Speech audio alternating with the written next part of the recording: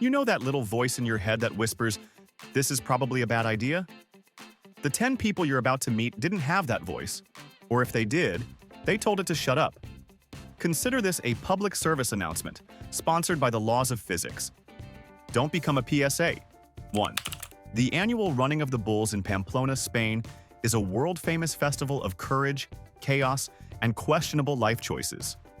It's a primal, visceral experience, a torrent of humanity and horsepower thundering through narrow cobblestone streets.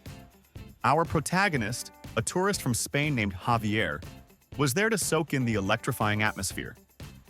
But Javier wasn't a runner. He had no intention of testing his speed against a herd of angry, half-ton bulls. He was a spectator, a documentarian of danger, there for the thrill but from a safe distance. He found what he thought was the perfect spot, right behind a sturdy wooden barrier with a clear view of the street. His goal was simple: to capture the perfect, heart-stopping photo for his social media, a shot that would make all his friends back home insanely jealous. As the roar of the crowd grew and the first rocket signaled the release of the bulls, he got his phone ready. The ground began to tremble with the rhythmic, thudding beat of heavy hooves. The runners, a blur of white and red, sprinted past his position.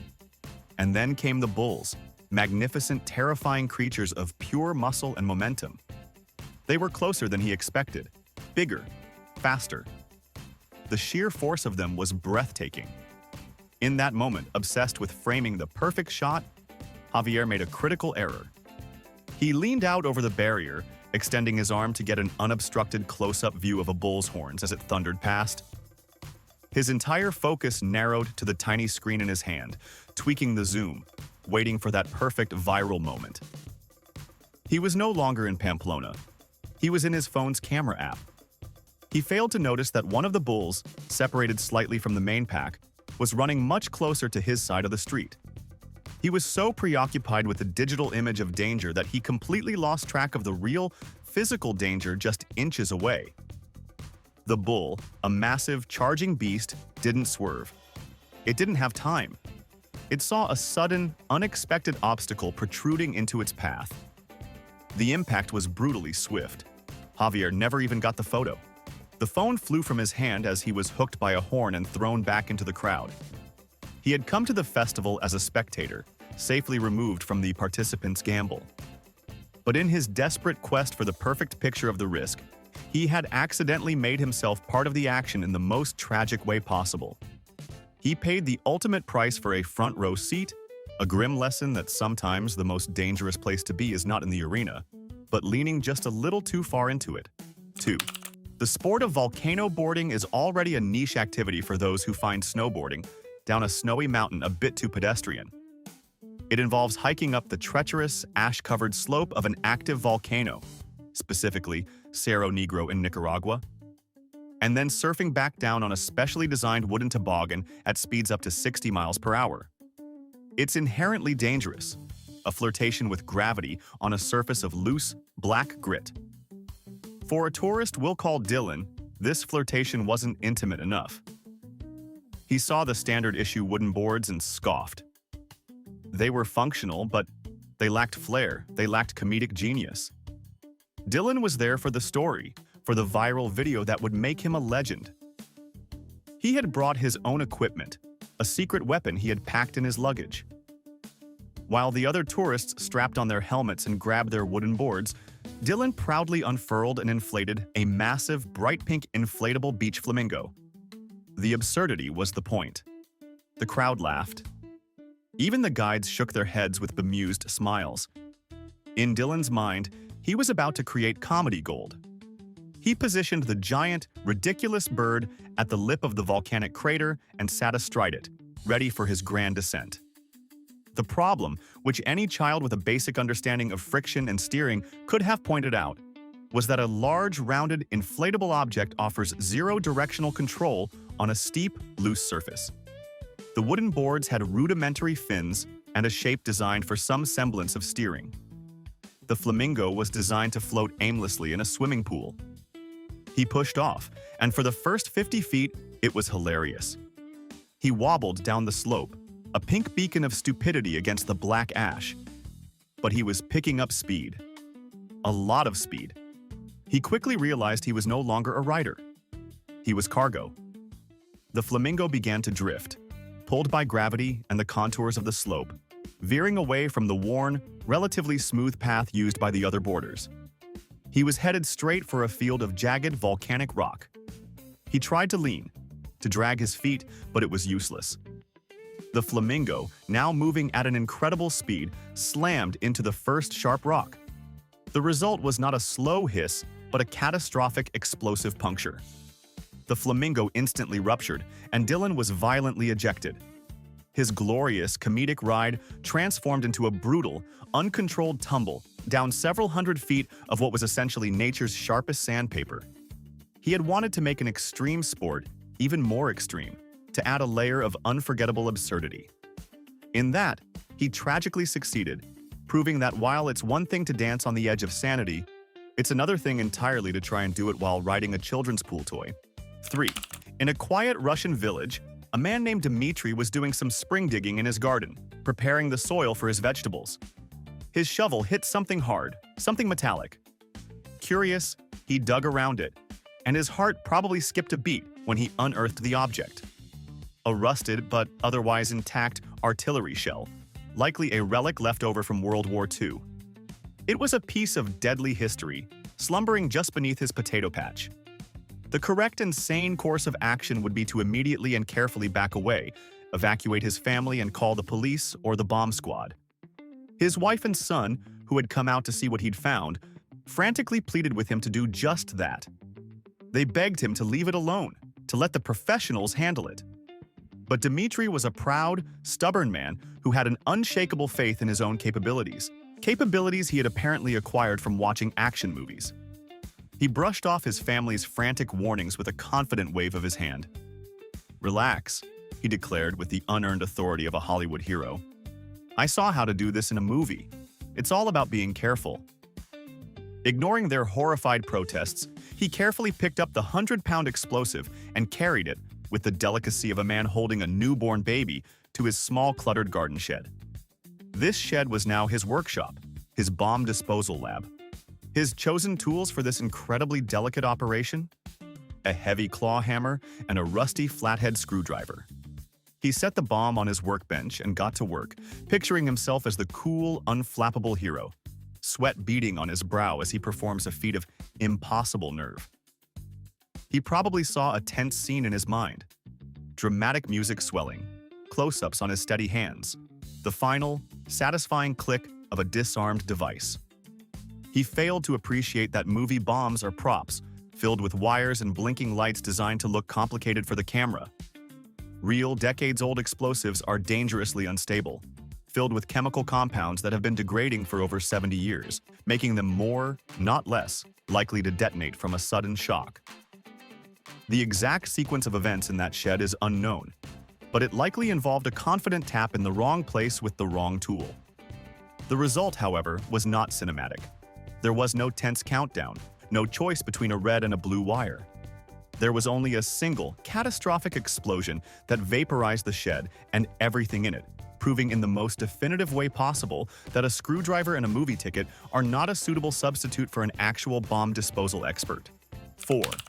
Acts of faith can be powerful, moving spectacles that demonstrate the deepest convictions of the human spirit. But faith, when untethered from the simple, practical realities of the physical world, can lead to a very lonely, very tragic end. In a small, devout village in India, a man named Suresh was wrestling with a spiritual crisis. He carried a heavy weight of guilt, a sense of sin that he felt could not be cleansed by mere prayer alone. He became convinced that he was being called by a higher power to perform an act of ultimate, unquestioning devotion, a physical sacrifice that would mirror the holiest of martyrdoms. His obsession became the crucifixion. This wasn't a symbolic gesture for him. His plan was to literally nail himself to a cross to prove the depths of his faith, and, he hoped, to receive divine absolution. He spent weeks in near-total seclusion, preparing for his final act. He constructed a large, crude wooden cross from old timbers, his hands growing calloused from the work. He acquired a heavy hammer and a handful of large, rustic iron nails. viewing them not as tools but as sacred instruments for his salvation. On the day he had chosen, under the oppressive heat of the midday sun, he dragged the cross to a secluded clearing, far from the prying eyes of the village. He leaned the heavy structure against a large banyan tree, took a deep breath, and began his ordeal. He laid his left hand flat against the rough wood, took a nail in his right, and with a surge of adrenaline and fervent prayer, began to hammer. The pain was immediate, white-hot, and blinding. But in his ecstatic state, he welcomed it as a holy purification. After several agonizing blows, the nail was driven home, pinning his hand firmly to the cross. He hung there for a moment, gasping, a strange mix of agony and triumph washing over him. Blood flowed freely from the wound, but he saw it as a righteous offering. It was in this state, pinned to his creation, that the cold, stark reality of his logistical failure crashed down upon him. He looked at his free right hand, then at the hammer lying on the ground just out of reach. He looked at the remaining nails, and he realized, with a dawning horror that eclipsed his spiritual fervor, that with one hand securely fastened to the cross, he had absolutely no physical way to nail the other one down. The grand, divine sacrifice he had envisioned was a two-person job. He was utterly, completely stuck. The project management of his own salvation had a fatal flaw. Panic began its icy creep, replacing piety. He tried to pull his hand free, but the nail held fast, sending fresh waves of agony through his arm. He was too far from anyone to cry for help. His act of ultimate faith had transformed into a slow, lonely death sentence. A victim not of religious persecution, but of a catastrophic failure in basic planning. He had been so consumed with the spiritual significance of his goal that he never stopped to consider the simple, mechanical steps required to achieve it, a grim testament to the fact that even the most divine plans require a bit of practical foresight. 5. Inside the warm, humming, and fragrant heart of a massive commercial bakery, Jean-Pierre was a man at war with modernity. He was a baker, but in his soul, he was an artist, a militant traditionalist who had the misfortune of working with a stainless steel spiral mixer the size of a small car. This machine was a titan of efficiency, capable of kneading a half-ton of dough with a cold, relentless precision that Jean-Pierre found deeply offensive.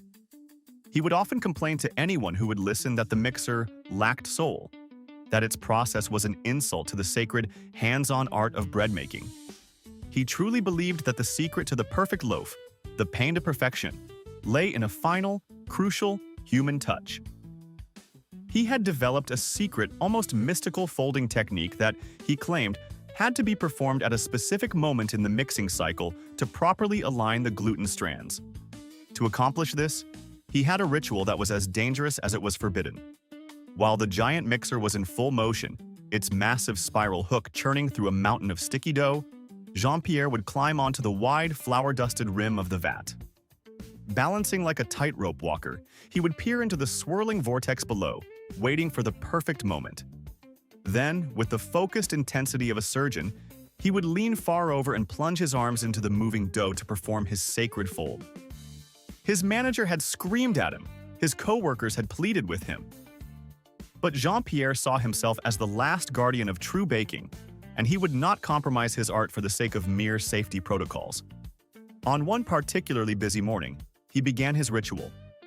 The mixer was churning its first batch, and the air was thick with the sweet smell of yeast.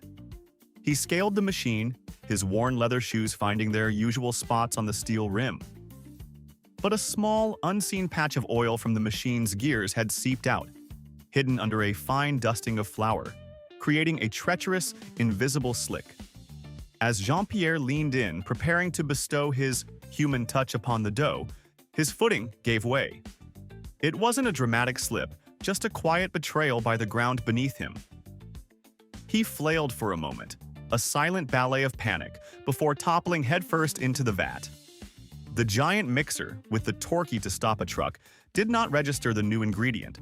It was indifferent to his artistic spirit, to his passion, to the muffled sounds of his struggle.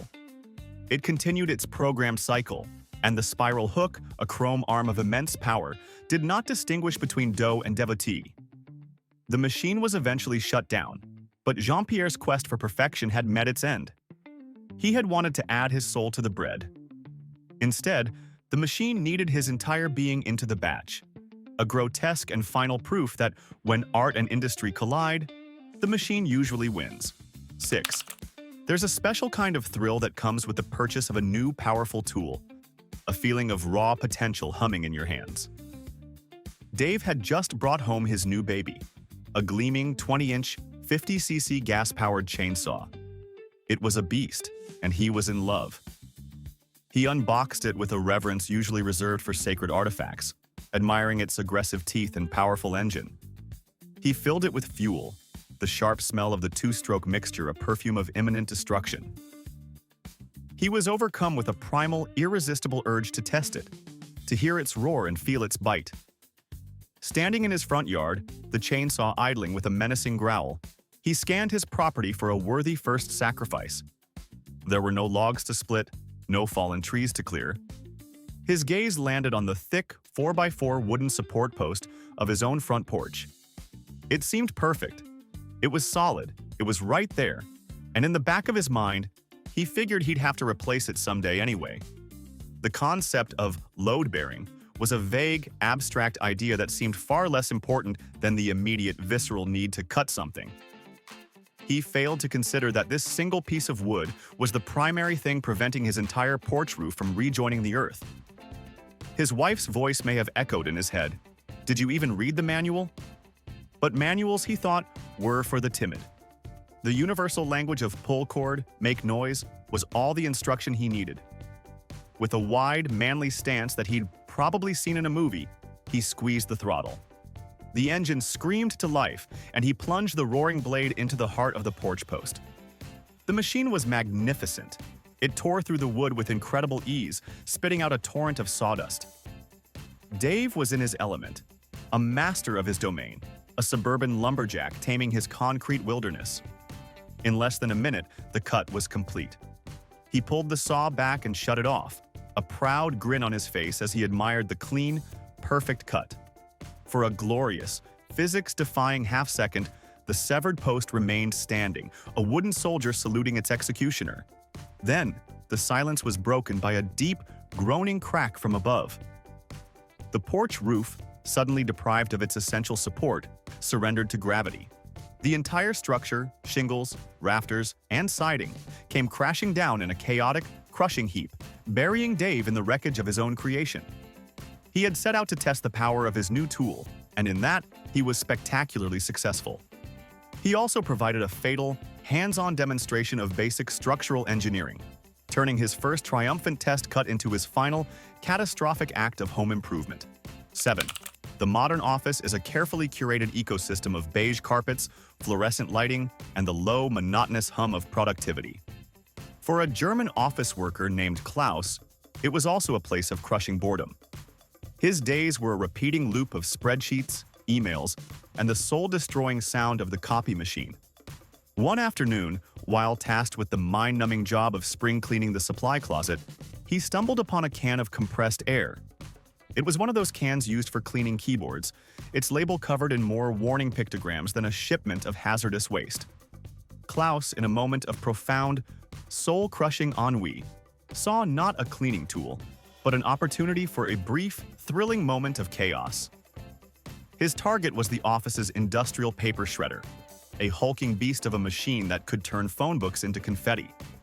He had a thought, a truly terrible, catastrophically bad idea that could only be born from a mind desperate for any form of stimulation.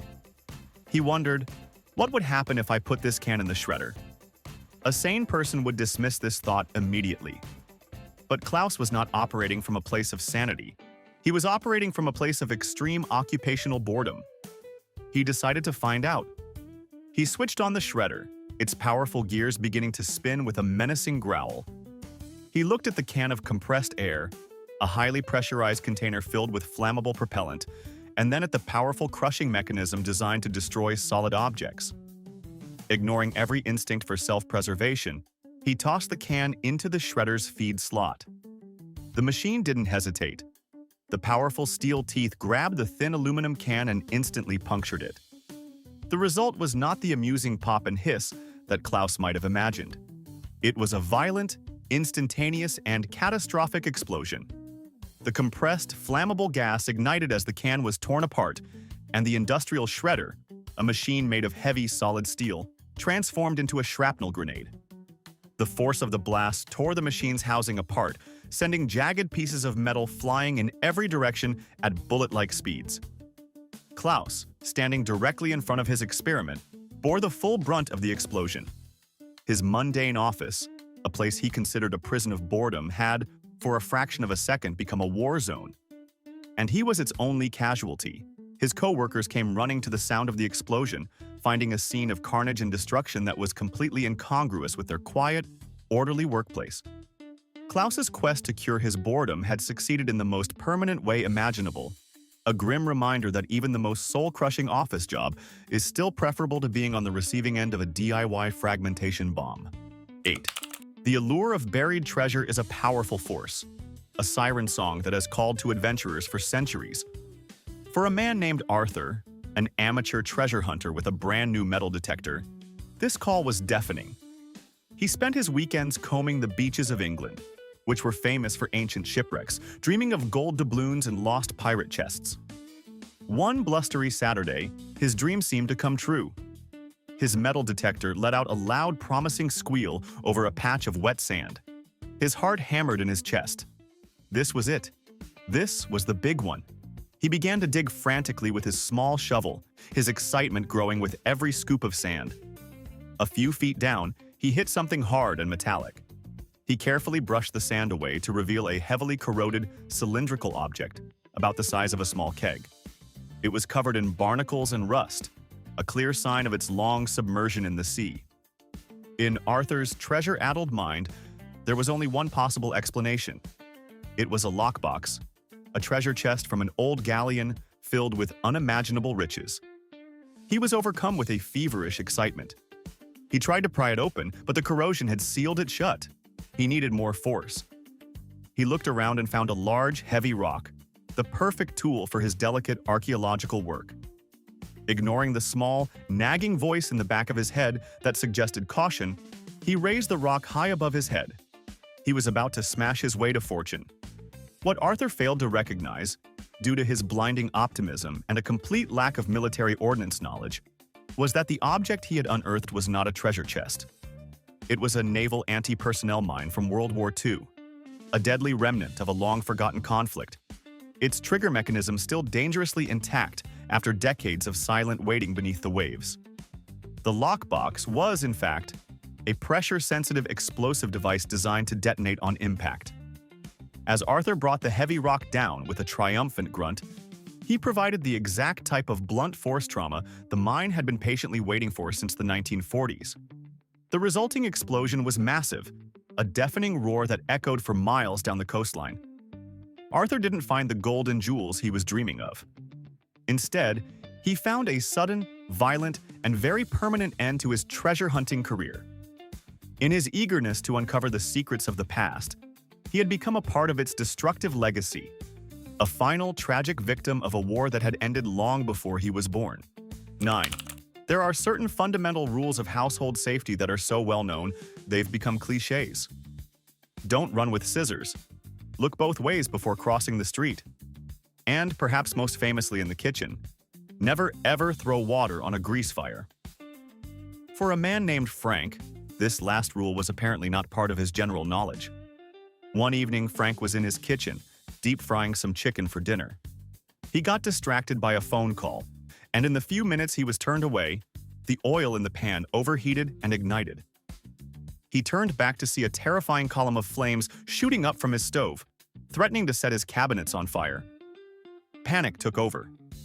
All rational thought fled his mind, replaced by a single, primal instinct. Fire is hot, water is wet, therefore water puts out fire. It's a simple, and in this case, fatally flawed, piece of logic. He completely forgot, or perhaps never learned, the basic chemistry that makes a grease fire so uniquely dangerous. Instead of smothering the flames with a lid or using a fire extinguisher, he did the one thing you are explicitly told not to do. He grabbed a bucket that was soaking in the sink, filled it with water, and, with the confidence of a man solving a problem, He hurled the entire bucketful onto the blazing pan. The result was not a gentle sizzle, but a spectacular and instantaneous chemical reaction known as a boil-over.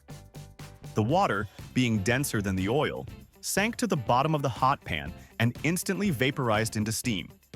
This explosive expansion of steam launched the burning grease upwards and outwards in a massive, atomized fireball. The flames that were once contained to a small pan erupted into a room-engulfing inferno. Frank, who was standing right in the line of fire, was immediately engulfed in the very blaze he was trying to extinguish. His kitchen, and him along with it, became the centerpiece of a dramatic, real-world demonstration of a scientific principle he had clearly missed in high school chemistry class. His simple, instinctive solution to a small problem had created a much larger, much more catastrophic one, proving that in an emergency, a moment of panic and a bucket of water can be a truly lethal combination. 10.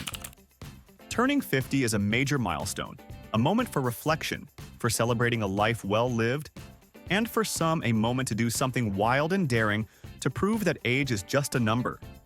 For a man named Barry, this meant conquering a lifelong fear and a lifelong dream all at once. He was going to go skydiving. He was incredibly excited, borderline giddy, talking about it for weeks leading up to the big day. He bought a new action camera specifically for the event, determined to capture every thrilling second of his leap of faith. The day of his 50th birthday arrived, bright and clear, perfect for jumping. At the airfield, Barry was a ball of nervous energy. He strapped the camera to a helmet, testing the angles, making sure his triumphant expression would be perfectly framed against the blue sky. He went through the pre-flight briefing with the instructors, but his mind was elsewhere, already soaring through the clouds. He was so focused on the filming, on the idea of the video he would show his family and friends, that the actual, practical steps of the process became a secondary concern. The time came. He boarded the small plane, his heart pounding with anticipation. The ascent was exhilarating. He filmed the ground shrinking below, gave a thumbs up to the camera, and beamed with pure joy. When the plane reached the correct altitude, the door slid open, revealing a breathtaking view of the world. The instructor gave the final signal. Barry, with a triumphant yell, leaped out of the plane, a huge, ecstatic smile plastered on his face. The footage he captured is both beautiful and utterly heartbreaking. It shows him smiling, waving at the camera, a man on top of the world experiencing a moment of pure, unadulterated freedom.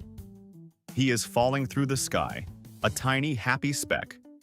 The footage then shows him reaching for the ripcord on his chest, fumbling for a cord that isn't there. A look of confusion, then dawning, sickening horror crosses his face. He had done it. He had jumped. But in his all-consuming excitement to film the experience, he had forgotten one single critically important step. He had forgotten to actually put on his parachute. The parachute itself, a bulky, life-saving pack, was still sitting on the bench inside the plane he had just joyfully exited. His birthday celebration, his grand gesture of defying age, had become a tragic one-way trip, a permanent victim of a simple, catastrophic oversight, all captured in crystal-clear high definition for the world to see. All right, be honest in the comments, not about what you would do, but what you have done. What's the dumbest, most dangerous thing you've ever done and gotten away with? Anonymously, of course. Let's see who here has cheated the Darwin Awards the hardest. If you're glad you're still here to watch this, hit like and subscribe. You've earned it.